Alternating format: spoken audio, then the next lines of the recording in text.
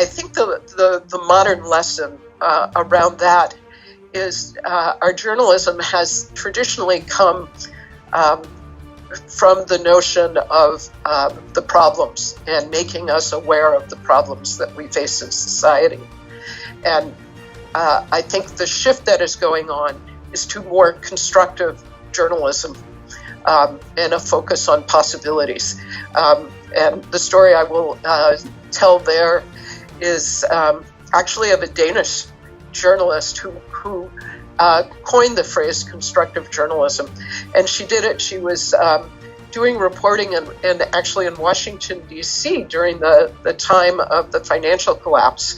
And many people were losing jobs and going homeless. And she was doing a story at a homeless shelter, interviewing this woman, basically about how awful it was to be homeless.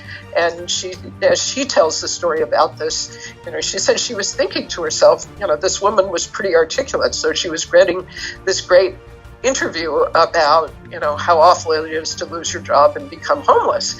And as she's wrapping up the interview, the woman says to her, "Would you like to hear what I've learned from this experience?" And Catherine Guildenstern, the journalist, says she was saying to herself, what can one possibly learn from a situation like this? But she thought, what the heck? And so she asked the question, okay, what have you learned from this? And the woman started talking about, learning about how much inner strength she had and how many people were actually there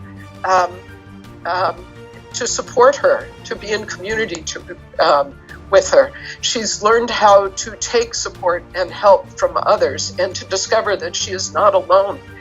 And when Catherine put the story together and aired it,